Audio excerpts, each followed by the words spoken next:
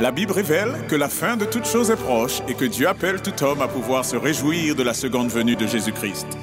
L'objectif de cette présentation est de vous préparer à être du nombre de ceux qui gardent les commandements de Dieu et le témoignage, la foi de Jésus-Christ. Ce matin, nous allons considérer le 10e et dernier commandement de l'Alliance de Dieu, lequel nous lisons en Exode, chapitre 20, verset 17. Exode, chapitre 20, et alors que nous terminons cette longue série d'études, je pense que vous êtes maintenant familiarisé avec cette partie de la Bible. Exode, chapitre 20, verset 17, où nous lisons « Tu ne convoiteras point la maison de ton prochain. Tu ne convoiteras point la femme de ton prochain, ni son serviteur, ni sa servante, ni son bœuf, ni son âne, ni aucune chose qui soit à ton prochain. »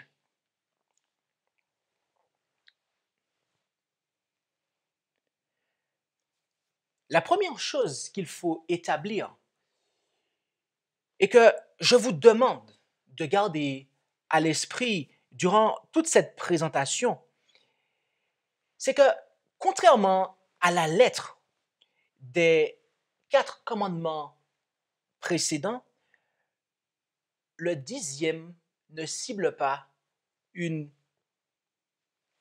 action, un acte, mais un désir. Et je devrais peut-être même dire, contrairement à la lettre des 9 commandements précédents, lorsque l'on regarde bien. Okay? Là, le 10e commandement, dans sa lettre même, il ne cible pas une action, un acte, mais un désir, une pensée, un sentiment, un désir. Okay? Comme le 9e, notez que ce commandement a un objet. Autrement dit, notez qu'il ne dit pas simplement « tu ne convoiteras point ». En effet, cela n'aurait eu aucun sens, étant donné que le terme traduit par « convoitera », lequel vient de l'hébreu « hamad », est employé de manière permissive et même recommandable. C'est ce que nous voyons en Psaume 68, verset 17. Où allons-nous? En Psaume, ou tout du moins Psaume 68, verset 17. Psaume 68, verset 17, où il est dit « Pourquoi vous élevez-vous, monts aux cimes nombreuses, contre la montagne que Dieu a choisie pour sa demeure? L'Éternel y habitera pour jamais. » Dans ce verset que nous venons de lire, hamad est traduit par choisi. Dieu lui-même éprouva cela. Et voyez-vous, nous devrions tous éprouver cela pour Jésus-Christ, n'est-ce pas? Je dis cela parce que c'est ce que n'ont pas fait certaines personnes, d'après ce que nous lisons en Ésaïe, chapitre 53, versets 1 et 2. Je vous invite à vous rendre avec moi maintenant en Ésaïe, chapitre 53, et à considérer avec moi les 2 premiers versets de ce chapitre du livre du prophète Ésaïe. Ésaïe 53, versets 1 et 2, où il nous est dit « Qui a cru à notre message et à qui, tout du moins, le bras de l'Éternel a-t-il été révélé? Il est monté devant l'Éternel comme un rejeton, comme une racine qui sort d'une terre desséchée. Il n'a ni beauté ni éclat qui nous le fasse regarder, ni apparence qui nous le fasse désirer. »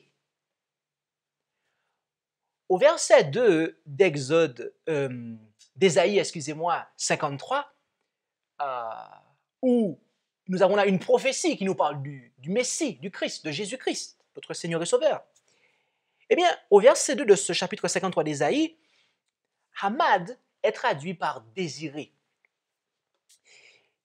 c'est parce qu'ils n'ont pas désiré l'humble Jésus que les Juifs l'ont mis à mort et ont ensuite été rejetés en tant que nation. Ainsi, dans l'Ancien Testament, Hamad n'est en lui-même pas une mauvaise chose. Et, voyez-vous, il en est de même dans le Nouveau Testament.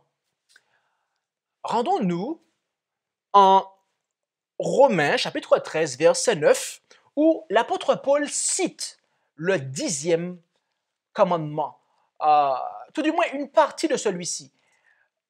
Romains, où allons-nous? C'est cela, Romains chapitre 13, verset 9.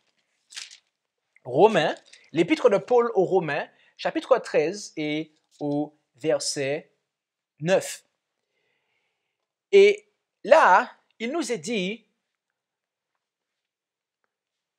en Romains 13, verset 9, en effet, les commandements, tu ne commettras point d'adultère, tu ne tueras point, tu ne déroberas point, tu ne diras point de faux témoignages, tu ne convoiteras point, et tout autre commandement, tout cela se résume dans cette parole, tu aimeras ton prochain comme toi-même. Le terme que nous avons ici en Romains 13, verset 9, le terme qui est traduit ici par convoitera, eh bien, il vient du grec episumeo, lequel Jésus lui-même employa, ou tout du moins que celui qui a écrit l'évangile de Luc attribua aux paroles de Jésus en Luc 22, verset 15. Rendons-nous en Luc, chapitre 22 et au verset 15, pour voir comment cela est placé dans la bouche de Jésus. Luc 22, verset 15. Luc chapitre 22, verset 15, où il est dit, où Jésus dit à ses disciples, « J'ai fort désiré de manger cette Pâque avec vous avant que je souffre. » Ici, episumeo est traduit par désirer. Voyez-vous, Jésus lui-même éprouva cela. Tout comme les anges d'ailleurs. Rendons-nous en 1 Pierre, chapitre 1, verset 12. Où allons-nous? En 1 Pierre, chapitre 1 et au verset 12. Première épître de Pierre, chapitre 1 et au verset 12. Où nous lisons que « Et il leur fut révélé que ce n'était pas pour eux, mais pour nous qu'ils étaient dispensateurs de ces choses qui vous ont été annoncées maintenant par ceux qui vous ont prêché l'Évangile, par le Saint-Esprit envoyé du ciel, et dans lesquels les anges désirent plonger leur regard. » Dans ce verset, episumeo est traduit par désir. Les anges, mes amis, désirent plonger leur regard dans le plan du salut. Et les hommes qui souhaitent faire avancer ce dernier, ils désirent eux aussi une bonne chose. En effet, rendons-nous en 1 Timothée, chapitre 3, verset 1. 1 Timothée, chapitre 3, verset 1. Première épître de Paul au jeune pasteur Timothée, chapitre 3 et au verset 1, où il nous est dit « Toute parole est certaine. Si quelqu'un aspire à être évêque, il désire une œuvre excellente. » Comme vous vous en doutez certainement, ici, episumeo est traduit par désir. Ainsi, que ce soit avec Dieu, Jésus, les anges ou les hommes, nous voyons que de l'Ancien au Nouveau Testament, le désir ou le fait de prendre plaisir n'est pas une mauvaise chose en soi. Mais alors, quand est-ce que cela devient une mauvaise chose? Quand est-ce que cela devient une transgression du 10e commandement? la lettre de ce commandement nous dit que c'est lorsque l'objet du désir est la propriété exclusive de mon prochain. Considérons donc tout d'abord la lettre de ce commandement. La maison dont nous parle le 10e commandement, lorsqu'il nous est dit « tu ne convoiteras point », laissez-moi reprendre ça pour vous citer les termes exacts, parce que je ne le connais pas par cœur, mais 20, verset 17, où il est dit tu ne convoiteras point la maison de ton prochain. Voilà. Tu ne convoiteras point la maison de ton prochain.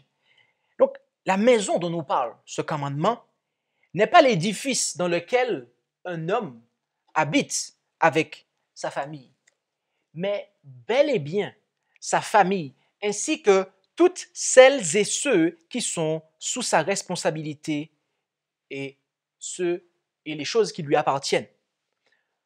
En effet, le terme traduit par maison en Exode 20, verset 17, vient de l'hébreu bayit, lequel est employé pour la première fois dans l'Écriture en Genèse chapitre 7, verset 1. Je vous invite à vous rendre avec moi, s'il vous plaît, en Genèse chapitre 7 et au verset 1. Genèse chapitre 7 et au verset 1. Genèse 7, verset 1. Où là, nous lisons que « Et l'Éternel dit à Noé, entre toi et toute ta maison, Baït, dans l'arche.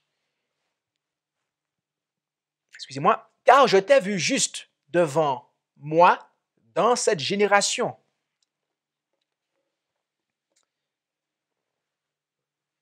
Noé n'est pas entré dans l'arche avec son domicile. Non. Mais il y est entré avec sa femme, ses 3 fils et ses 3 belles-filles. Et bien évidemment avec les animaux, les paires d'animaux que Dieu a amener à lui. Il les a fait entrer dans l'arche.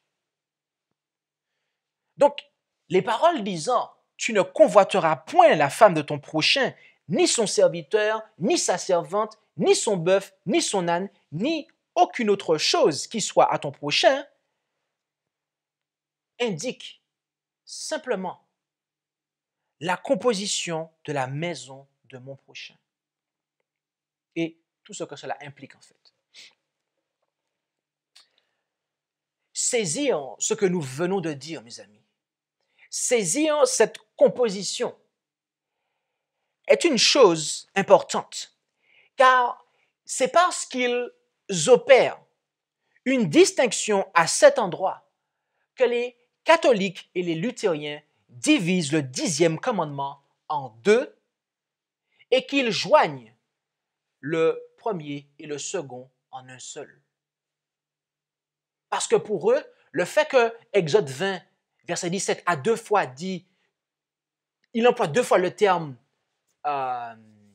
Hamad, convoitera, tu ne convoiteras point la maison de ton prochain, virgule, tu ne convoiteras point la femme de ton prochain, etc., etc. Pour eux, c'est 2 commandements différents. Alors que non, mes amis, c'est un seul et même commandement. C'est un seul et même commandement.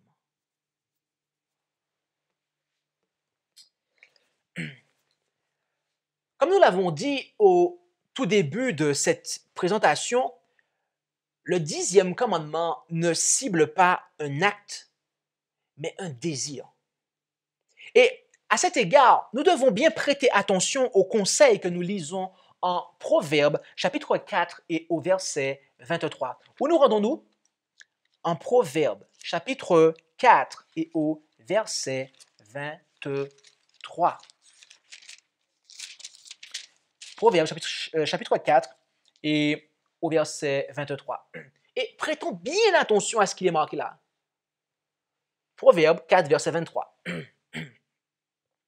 Garde ton cœur plus que toute autre chose qu'on garde, car c'est de lui que procèdent les sources de la vie.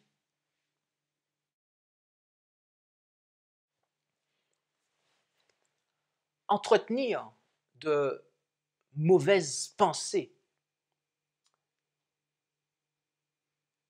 entraînera de mauvais désirs, lesquels, avec le temps, donneront naissance à de mauvaises actions.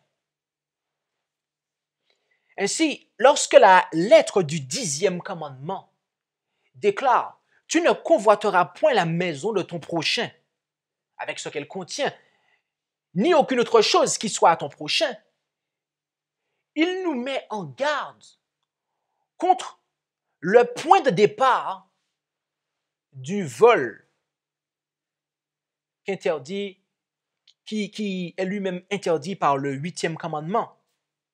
Il nous met en garde contre le point de départ de l'adultère, qui est interdit par le 7e. Mais aussi, il nous met en garde contre le point de départ du meurtre et du faux témoignage qui sont bien souvent motivés par les possessions d'autrui. En fait, c'est ce que les gens désirent qui caractérise la société dans laquelle ils vivent. En effet, les personnes capables de réfréner leurs désirs, de sorte que ces derniers soient limités aux objets qu'ils devraient désirer, sont des personnes qui contribuent au bien de leur société. En revanche, celles et ceux qui donnent libre cours à leurs désirs, de sorte que ces derniers se portent sur des objets qu'ils ne devraient pas désirer, sont des personnes qui participent à la dégradation de la fibre morale de leur société. Ainsi, le 10e commandement est présenté comme étant la dernière parole de l'Alliance, car il indique qu'une mauvaise disposition intérieure est la racine d'autres violations de l'Alliance. Mais il y a plus. Dieu connaît toutes les pensées de nos cœurs. D'après ce que David révéla à son fils Salomon en 1 Chronique, chapitre 28, verset 9. Où allons-nous? 1 Chronique, chapitre 28, verset 9. Le premier livre des Chroniques, chapitre 28 et au verset 9. Où nous pouvons lire en 1 Chronique, chapitre 28, verset 9. « Et toi, Salomon, mon fils, connais le Dieu de ton père et sers-le avec intégrité de cœur et une âme empressée, car l'Éternel sonde tous les cœurs et discerne tout dessein des pensées. Si tu le cherches, il se fera trouver de toi, mais si tu l'abandonnes, il te rejettera pour toujours. » Mes amis, rien ne peut se dérober aux yeux de Dieu. D'après ce que l'apôtre Paul nous dit en Hébreux, chapitre 4, verset 13. Où allons-nous? En Hébreux, chapitre 4 et au verset 13. Hébreux, chapitre 4 et au verset 13, où nous lisons que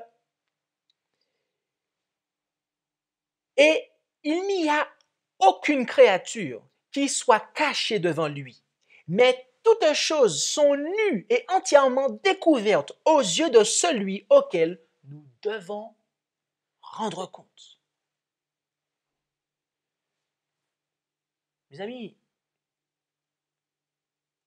réalisons-nous que Dieu nous demandera compte pour les pensées secrètes de nos cœurs, aussi bien que pour nos actions?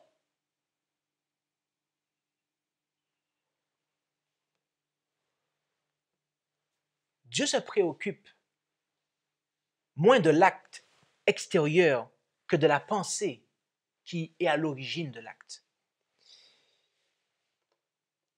C'est pourquoi nous pouvons affirmer que les pensées mêmes de nos cœurs relève de la juridiction de la loi de Dieu et que nous sommes aussi responsables d'elle, de nos pensées.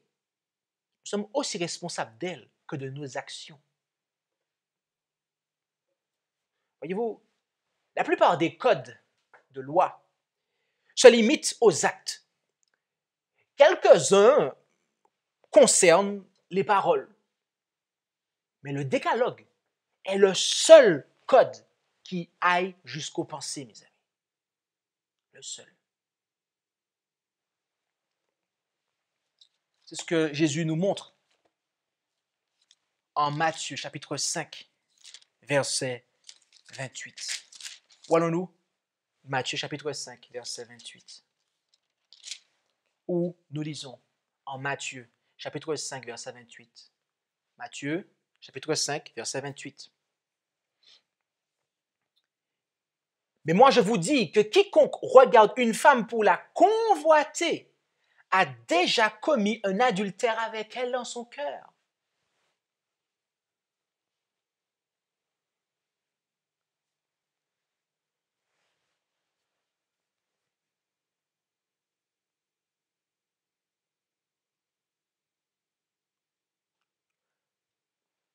Je fais une parenthèse ici, lorsque nous avons étudié le commandement qui nous parle contre l'adultère, nous avons établi le fait que le divorce, Dieu valide un divorce, effectivement, lorsque tout du moins, l'un des partenaires peut se remarier, peut divorcer de son partenaire actuel pour se remarier si son partenaire actuel l'a préalablement trompé avec quelqu'un d'autre, l'a préalablement commis adultère avec quelqu'un d'autre. Mes amis, cela est vrai, effectivement, cela est vrai. Et donc, le mariage est un engagement devant Dieu, mais aussi devant les hommes, d'accord? Autrement, si ce n'était pas un engagement devant les hommes, Dieu n'aurait pas donné un commandement pour protéger le mariage. Donc, il doit en quelque part être attesté que l'adultère a été commis. Mais mes amis, du moment que nous avons trompé notre femme ou notre mari ici, dans notre tête, là, dans notre esprit, dans notre cœur, à partir de ce moment-là, Dieu nous considère déjà comme des adultères. Votre conjoint ne le sait pas, mais Dieu le sait.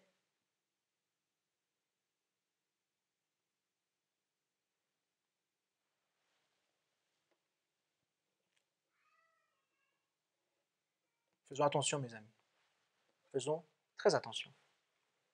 Car la loi de Dieu est une loi spirituelle à laquelle les observateurs ayant une pensée charnelle ne peuvent pas se conformer. Car elle doit être observée de cœur, avec le cœur. C'est ce que nous lisons en Deutéronome 26, verset 16. Où allons-nous? En Deutéronome 26, verset 16. Deutéronome, chapitre 26, au verset 16. Je vous invite à vous rendre avec moi en Deutéronome, chapitre 26, au verset 16, où nous lisons « Aujourd'hui, l'Éternel, ton Dieu, te commande de pratiquer ses statuts et ses ordonnances. Prends donc garde à les pratiquer de tout ton cœur et de toute ton âme. » Voyez-vous?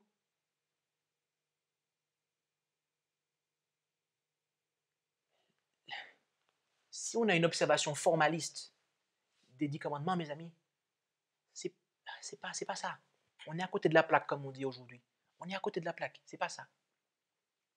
Il faut être un être spirituel, de manière à pouvoir rendre une obéissance acceptable, mes amis.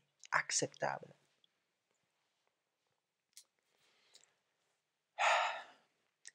Après avoir dressé cette analyse de la lettre du 10e commandement, laquelle, comme analyse, vous trouverez, je pense qu'elle est déjà spirituelle en soi, considérons maintenant l'esprit de ce commandement, c'est-à-dire sa signification telle qu'elle n'apparaît pas de prime abord. Et oui, mes amis, car ce que nous avons dit là a servi à creuser. Ok? Mes amis, il y a encore. Le commandement va plus loin. le commandement va plus loin. Et le lecteur superficiel de la loi ne comprend pas ces choses. C'est pour cela qu'il nous faut sonder la loi de Dieu. Je vous invite d'ailleurs au passage à lire, après que vous aurez considéré toute cette série d'études, lisez le psaume 119. Et je pense que vous allez comprendre le psaume 119 dorénavant, avec tout ce que nous avons vu. Relisez le psaume 119 un jour, et après avoir considéré tout ce que nous avons vu, comment nous avons disséqué chaque commandement et montré comment les choses... Relisez ce psaume-là. Alors, rentrons dans l'esprit, la profondeur de ce commandement, mes amis. Jusqu'ici, nous avons montré que la convoitise est à l'origine, si je résume en fait de manière suivante, nous avons montré juste ici que la convoitise était à l'origine de tous les péchés contre mon prochain. Okay? La convoitise est à l'origine de tous les péchés qui sont sous la seconde table de l'Alliance, plus précisément du péché numéro 6 au péché numéro 9. D'accord? C'est la convoitise qui donne naissance à ces péchés-là. Okay? Mais maintenant, mes amis, nous allons voir que la convoitise, en réalité, est à l'origine de tous les péchés. Oui. Et c'est là l'esprit de la loi, en fait. C'est là l'esprit de ce commandement-là, en tout cas. Rappelez-vous que le terme traduit par convoitera en Exode chapitre 20, verset 17, vient de l'hébreu hamad, et que son équivalent grec, episumeo, tout du moins, et que son équivalent grec est episumeo. Okay? Donc, en hébreu, vous avez hamad, et l'équivalent grec de hamad est episumeo. Okay? Rendons-nous maintenant en Romains, chapitre 7. Romains, l'épître de Paul aux Romains, chapitre 7. Et considérons là la profondeur que l'apôtre Paul vit dans ce 10e commandement. Romains, chapitre 7, versets 7 et 8. Romains, chapitre 7, versets 7 et 8. Romains, chapitre 7, versets 7 et 8. Où il nous est dit, que dirons-nous donc? La loi est-elle la cause du péché? Nullement. Au contraire, je n'ai connu le péché que par la loi, car je n'eusse connu la convoitise si la loi nous dit, tu ne convoiteras point. Verset 8. Mais le péché, prenant occasion du commandement, a produit en moi toutes sortes de convoitises, car sans la loi, le péché est mort. En lisant ce verset, on pourrait croire que l'apôtre cite le 10e commandement tel un échantillon. Mais tel n'est pas le cas, mes amis. En effet, si Paul ne faisait que citer le 10e commandement tel un exemple, il n'y aurait alors que la transgression du 10e commandement qui serait un péché, et pas celle du 1er, 2e, 3e, etc. Et oui, car 1 Jean, chapitre 3, verset 4, je vous le rappelle, dit que le péché est la transgression de la loi. Or, le fait que Paul ait choisi le 10e commandement est une chose très significative, car il expose que la convoitise est le principe qui sous-tend tous les péchés. Et c'est ce qu'il fit au chapitre précédent. Romains, chapitre 6, et lisons le verset 12 à présent. Romains 6, verset 12, c'est juste la page d'avant dans votre Bible, ou si vous avez une Osterval comme moi, c'est la page de gauche. Romains 6, verset 12, où il est dit que le péché ne règne donc point dans vos corps mortels pour lui obéir en ses convoitises. Vous pouvez lire les 22 autres versets du chapitre 6 Et pas une seule fois vous ne verrez la transgression de la lettre du 10e commandement comme étant le péché dont parle l'apôtre Paul. Non, vous ne verrez pas ça. Tout comme Paul, Jacques savait que la convoitise était à l'origine de tout péché. Rendons-nous, s'il vous plaît, je vous prie, en Jacques chapitre 1, verset 13 à 15. Où allons-nous? En Jacques chapitre 1, verset 13 à 15. Jacques chapitre 1, verset 13 à 15. Jacques chapitre 1, verset 13 à 15, où nous lisons « Et après que la convoitise a conçu, elle enfante le péché. » Alors, excusez-moi, j'ai lu le verset 15. Lisons le verset 13 à 15. « Que personne ne dise lorsqu'il est tenté, c'est Dieu qui me tente, car Dieu ne peut être tenté par le mal, et lui-même ne tente personne. Mais chacun est tenté quand il est attiré et amorcé par sa propre convoitise. Et après que la convoitise a conçu, elle enfante le péché, et le péché, étant consommé, engendre la mort. » C'est clair, non? C'est clair. Ici, on voit que les apôtres de l'agneau, les apôtres de Jésus, avaient compris que la convoitise, Hamad, et puis Souméo, est à l'origine de tous les péchés. Mais alors, où les apôtres ont-ils appris que tout péché a pour origine la convoitise? Pour le savoir, rendons-nous en Genèse chapitre 2, verset 9, où Hamad apparaît pour la première fois dans les Écritures. Je vous invite, encore une fois, à vous rendre avec moi en Genèse chapitre 2 et au verset 9. Genèse chapitre 2 et au verset 9. Et je vous préviens d'avance, je vous préviens, vous allez découvrir des choses. Nous allons ensemble découvrir des choses là. OK? Peut-être des choses que vous n'avez jamais encore comprises. Alors préparez-vous pour pouvoir comprendre ces choses. Genèse chapitre 2 et au verset 9. Et l'Éternel fit germer du sol toute sorte d'arbres, agréable à la vue et bon à manger, et l'arbre de vie au milieu du jardin, et l'arbre de la connaissance du bien et du mal. Ici, Hamad a été traduit par agréable. Lorsqu'il est dit toutes sortes d'arbres agréables. OK? Maintenant, je vous invite à bien prêter attention à la manière dont nous allons analyser ce verset.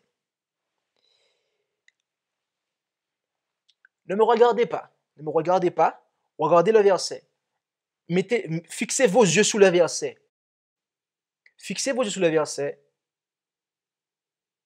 de manière à ce que vous puissiez suivre l'analyse que je vais vous présenter. Dieu est celui qui fit germer du sol du jardin d'Éden tous les arbres qui composaient ce dernier tout du moins. Je reprends. Dieu est celui qui fit germer du sol du jardin d'Éden tous les arbres qui composaient ce dernier. Tous les arbres que Dieu fit germer étaient agréables à la vue et bons à manger. Et parmi ces arbres agréables à voir et bons à manger, se trouvait l'arbre de vie, mais aussi l'arbre de la connaissance du bien et du mal.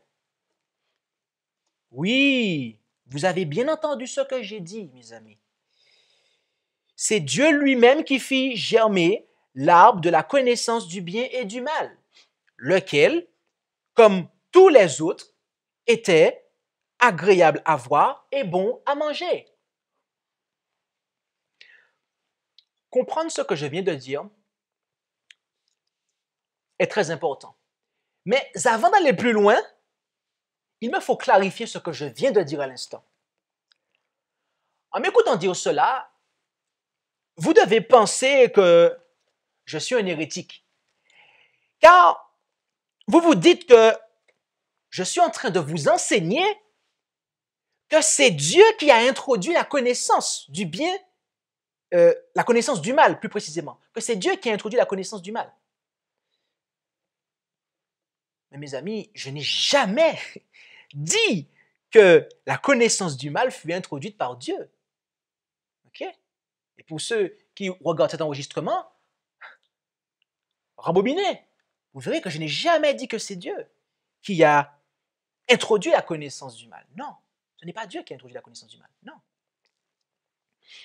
Mais j'ai dit que c'est Dieu qui fit germer l'arbre que l'Écriture nomme arbre de la connaissance du bien et du mal. Voilà ce que j'ai dit. Ou tout du moins que j'ai voulu faire comprendre. Et là que je clarifie pour vous. Mes amis, pour bien comprendre cela, pour bien comprendre cette différence qu'il y a, il faut saisir la signification du nom de cet arbre. En Genèse chapitre 2, versets 16 et 17, Dieu autorisa Adam et Ève à manger du fruit de tous les arbres du jardin, sauf celui de la connaissance du bien et du mal. Cet arbre fut appelé ainsi car en mangeant de son fruit, l'homme obtiendrait l'expérience de la désobéissance, de la connaissance du péché. Autrement dit, de la connaissance du mal. Laquelle, la connaissance, viendrait mettre un terme à l'expérience paisible de l'obéissance, de la connaissance de la justice, c'est-à-dire de la connaissance du bien. Okay? Donc c'est en opposition en fait qu'il faut comprendre l'arbre de la connaissance du bien et du mal. C'est-à-dire qu'on passe du bien pour aller vers le mal en fait. Mais alors, si cet arbre était agréable à voir et si son fruit était bon à manger, pourquoi Dieu interdisait-il à Adam et Ève d'en manger?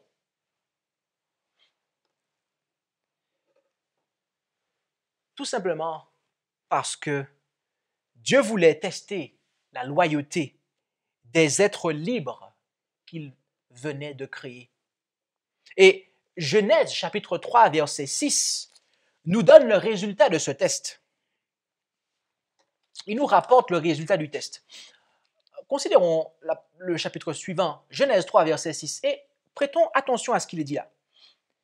Et la femme vit que le fruit de l'arbre était bon à manger, et qu'il était agréable à la vue, et que l'arbre était désirable pour devenir intelligent. Et elle prit de son fruit, et en mangea, et en donna aussi à son mari auprès d'elle, et il en mangea. Ici, Hamad a été traduit par désirable. OK? J'ai une question pour vous. D'après vous, à partir de quel moment le péché est-il entré dans notre monde? Était-ce lorsque Ève mangea du fruit? Non. Ce fut lorsqu'elle convoita ce dernier dans son cœur. L'acte de prendre le fruit et d'en manger n'était que la conséquence naturelle de s'être exposé à la convoitise du fruit défendu, mes amis. De manière à illustrer ce que nous venons de dire sur Genèse 2, verset 9 et Genèse 3, verset 6, je voudrais vous proposer l'exemple suivant. Dieu accorde à un homme une épouse, une femme. cette épouse, cette femme que Dieu accorde à cet homme, elle est, eh bien, agréable à la vue. Elle est belle. OK? Et voyez-vous, qu'elle soit belle ou pas, mais bon, dans mon exemple, elle est belle, mais belle ou pas, en fait, la femme que Dieu accorde à un homme, du moment qu'elle devient la femme de cet homme, elle est alors défendue à tous les autres hommes. OK? Ça veut dire que les hommes ont défense d'y toucher.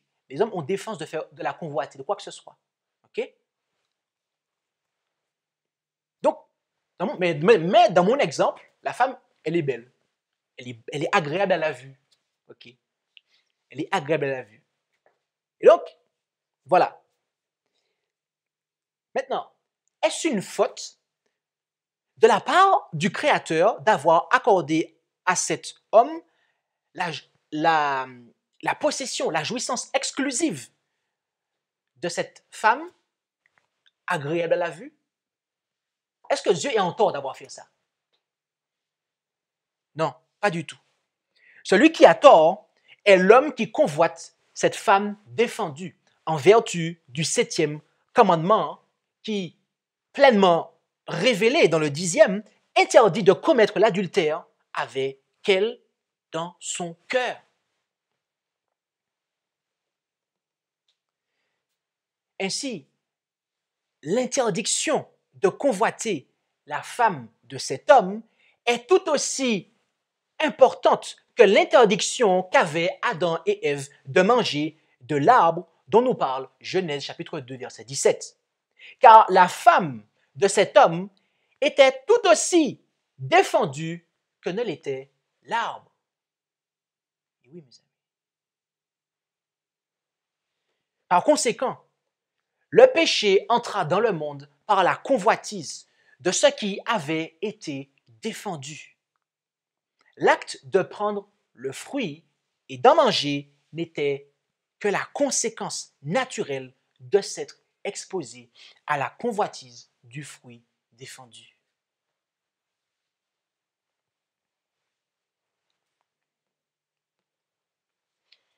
J'aimerais maintenant attirer votre attention sur le caractère de la convoitise qui introduisit le péché dans notre monde. Et là encore, je vous demande de vous préparer. Je vous demande de vous concentrer. Prêtons attention à ça. Avant de nous rapporter l'action d'Ève vis-à-vis du fruit, le texte biblique prend le temps de mentionner à 3 reprises à quel point l'arbre était, je dirais, charmant. Okay? Reprenons Genèse chapitre 3 et considérons, je vous demande de ne pas me regarder, mais d'avoir les yeux fixés sur votre Bible, okay? Et plus précisément d'avoir vos yeux fixés sur le verset 6 de Genèse chapitre 3. Fixez les yeux, Genèse chapitre 6, Genèse chapitre 3 et le verset 6. Genèse 3, verset 6. Et suivez l'analyse que je vais faire encore une fois. Mais là, ce sera une analyse beaucoup plus simple. Je vais juste lire le texte et mettre des numéros. D'accord? Suivez cela. Genèse 3, verset 6. Et la femme vit que 1. Le fruit de l'arbre était bon à manger. Et 2. Qu'il était agréable à la vue. Et que 3. L'arbre était désirable pour devenir intelligent. Je m'arrête là dans la citation du verset. Voilà, mes amis, les 3 reprises, voilà les 3 mentions, voilà ce que le texte nous dit. Le texte, l'inspiration, prend le temps de mentionner à 3 reprises à quel point l'arbre est désirable, l'arbre était charmant, l'arbre était, il attirait la vue, à quel point il attirait. Et il donne 3 caractéristiques, mes amis. Notez que l'arbre faisait appel à 1. Son goût, 2. À sa vue et 3. À son désir d'une sagesse accrue. mes amis, c'est ce à quoi l'apôtre Jean fait appel en 1 Jean, chapitre 2, versets 15 et 16. Rendez-vous avec moi, je vous prie, en 1 Jean, chapitre 2, versets 15 et 16. 1 Jean, chapitre 2, versets 15 et 16.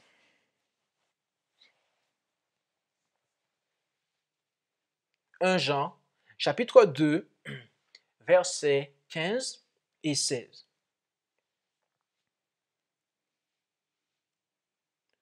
Où il est dit, n'aimez point le monde, ni les choses qui sont dans le monde. Si quelqu'un aime le monde, l'amour du Père n'est point en lui. Car tout ce qui est dans le monde, la convoitise de la chair, la convoitise des yeux et l'orgueil de la vie ne vient point du Père, mais du monde.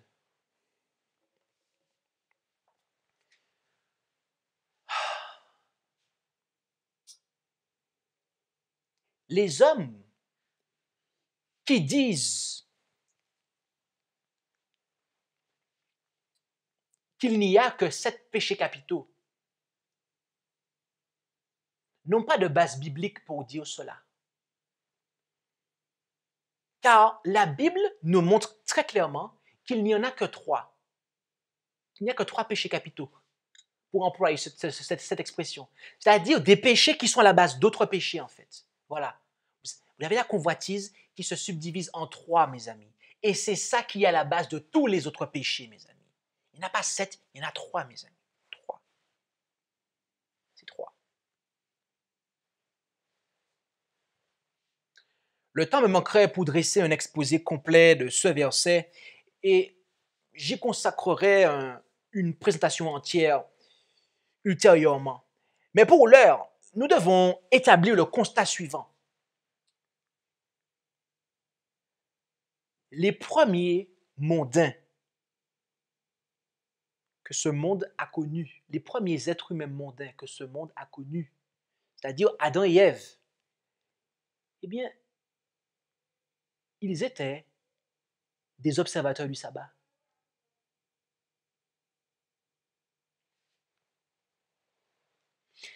Si je dis cela, c'est pour que vous réalisiez à quel point la convoitise de ce qui est défendu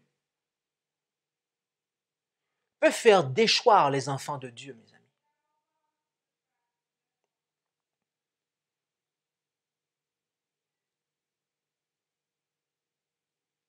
Je pense qu'arrivé ici, vous réalisez que la convoitise est tout sauf une petite affaire, mes amis.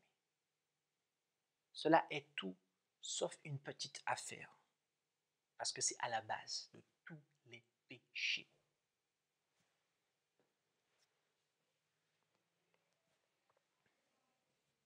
Ce sont les désirs égoïstes qui corrompent notre disposition intérieure. Et du fait que celle-ci se traduit souvent en action, cette convoitise motive bien d'autres péchés, à en croire les paroles de Jésus en Marc, chapitre 7, versets 20 à 23. Où allons-nous? En Marc, chapitre 7, versets 20 à 23. Marc, chapitre 7, versets 20 à 23, où nous lisons, il disait donc, ce qui sort de l'homme, c'est ce qui souille l'homme. Car du dedans, c'est-à-dire du cœur des hommes, sortent les mauvaises pensées, les adultères, les fornications, les meurtres, les larcins, la cupidité, les méchancetés, la fraude, l'impudicité, l'œil envieux, la médisance, la fierté, la folie. Tous ces vices sortent du dedans et souillent l'homme.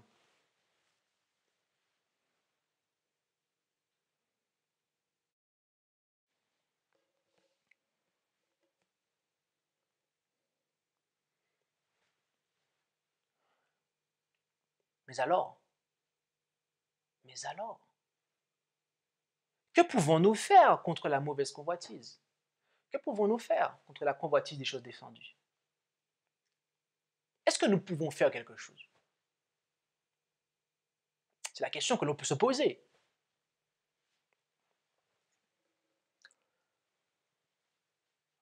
En nous disant, tu ne convoiteras point, dans le 10e commandement, dans la 10e et dernière parole de l'Alliance, Dieu nous fait comprendre que nous ne sommes pas des esclaves sans défense de nos désirs charnels, de nos désirs naturels. En nous se trouve une force, la volonté, laquelle, fortifiée et sous le contrôle de Christ, peut surmonter chaque désir illicite, mes amis. Nous avons une volonté, mes amis. Nous avons une volonté. Nous pouvons décider de faire quelque chose, de ne pas le faire. Or, bien souvent, l'homme, nous sentons esclaves. Nous sentons que notre volonté est esclave et captive de ce que l'on convoite. Mais c'est parce que on ne travaille pas, on n'a pas exercé sa volonté. Et on ne l'a pas donnée à Christ.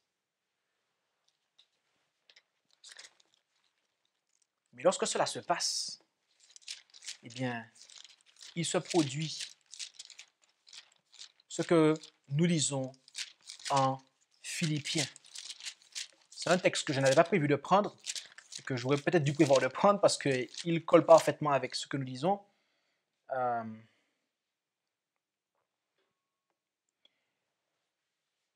Philippiens chapitre 2, versets 12 et 13. Philippiens chapitre 2, versets 12 et 13. Philippiens chapitre 2, versets 12 et 13. Où il est dit, « Ainsi, mes bien-aimés, comme vous avez toujours obéi, non seulement en ma présence, mais plus encore maintenant en mon absence, travaillez à votre salut avec crainte et tremblement.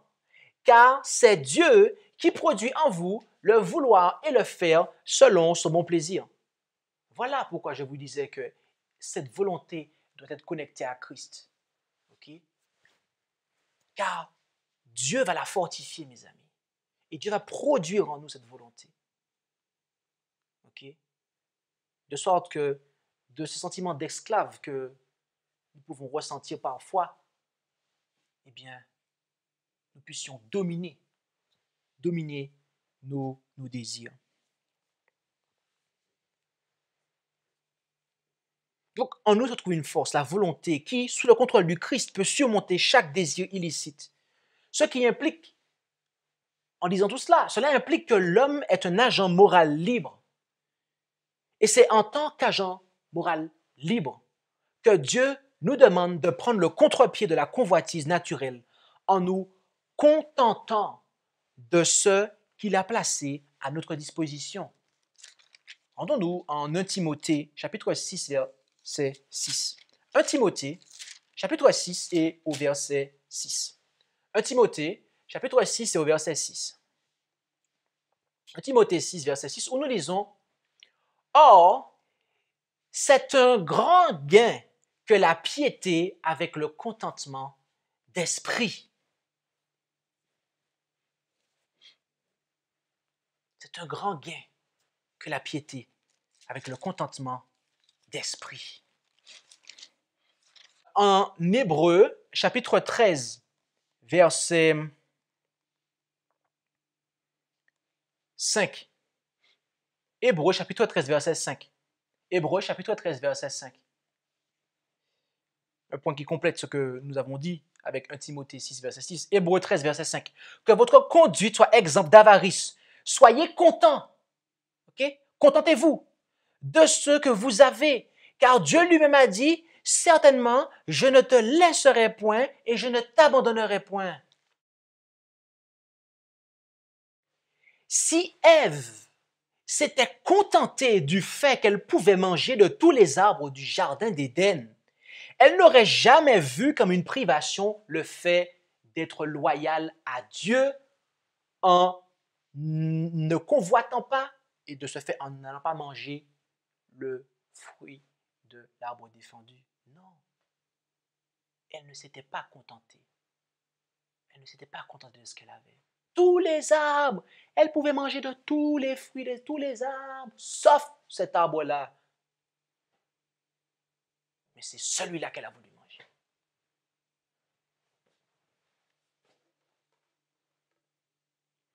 Aujourd'hui encore, c'est parce qu'ils ne se contentent pas de leur conjoint que des hommes et des femmes commettent l'adultère. C'est parce qu'ils ne se contentent pas de leur salaire que des hommes dérobent, mentent et commettent des meurtres.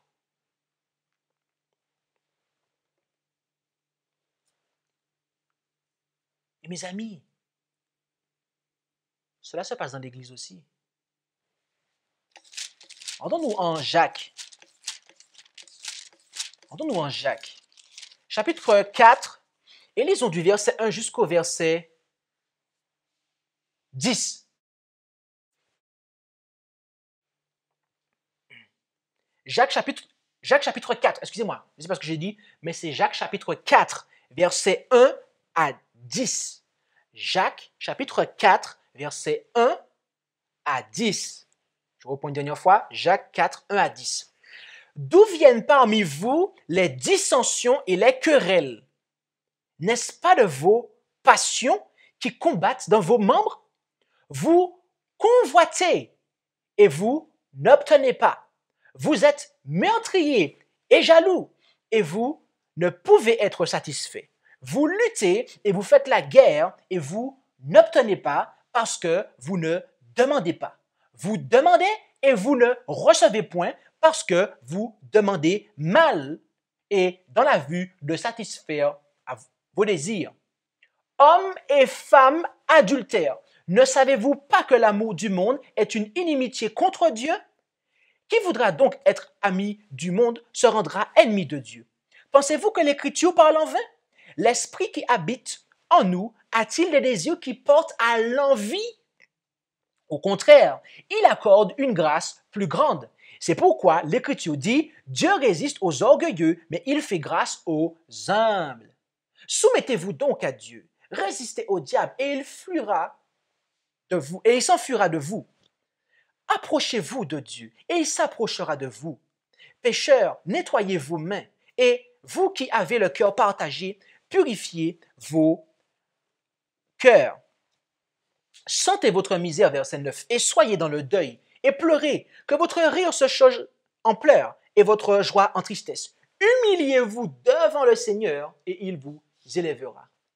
Combien de fois dans l'Église, nous avons des combats qui ont lieu? Combien de fois dans l'Église, nous avons des querelles qui ont lieu? Et c'est parce que il y a quelqu'un qui occupe une position qu'on veut occuper.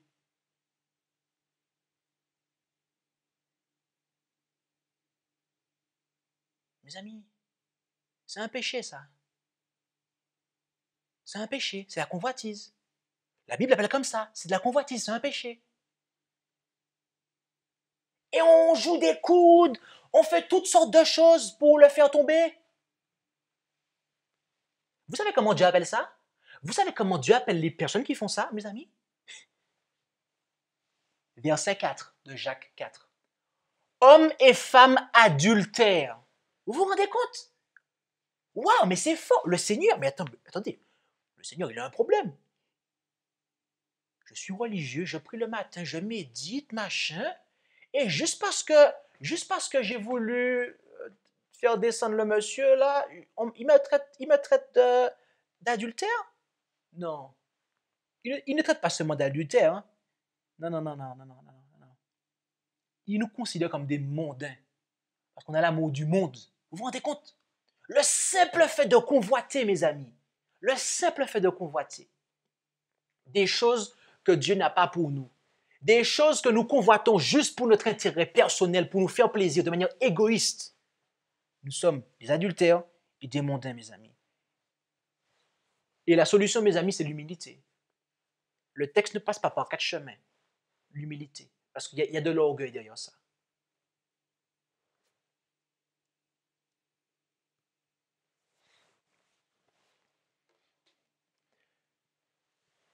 Normalement, dans l'Église, plutôt que de chercher plutôt que de chercher à déplacer les autres, plutôt que de chercher à prendre la position d'une autre personne dans l'Église, nous devrions désirer avec ardeur les dons les meilleurs. 1 Corinthiens chapitre 12, verset 13. 1 Corinthiens chapitre 12 et au verset 13. 1 Corinthiens chapitre 12 et au verset 13. Où nous lisons, excusez-moi, verset 31, autant pour moi. 1 Corinthiens chapitre 12, verset 31, excusez-moi. 1 Corinthiens chapitre 12, verset 31, où il est dit, « Or, désirez avec ardeur les dons les meilleurs, et je vais vous montrer une voie encore plus excellente. » Wow. Après avoir présenté différents dons spirituels au chapitre 12, l'apôtre Paul nous présente le don de l'amour au chapitre 13. Et il nous fait comprendre que ça est plus excellent.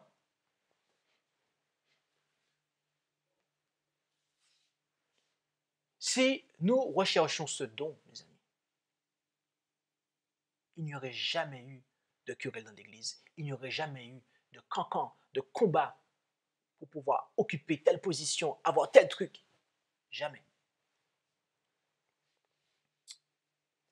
Combien d'entre nous aspirent à aimer comme Dieu aime? Combien d'entre nous aspirent à recevoir l'amour agapé? Nous devrions tous aspirer à ce don, mes amis. Car c'est en lui que s'accomplit la loi. Oui, mes amis, nous devrions tous aspirer avec ardeur à ce don, car il s'agit là d'aspirer à ressembler à Dieu, parce que tel est le caractère de Dieu. Amen.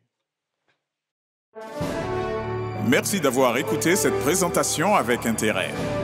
Pour plus d'informations, consultez notre site internet lereste.org et suivez-nous sur Facebook ainsi que sur YouTube à @lereste. Vous pouvez aussi nous contacter par email à info@lereste.org ou par téléphone au +33 6 12 60 13 69.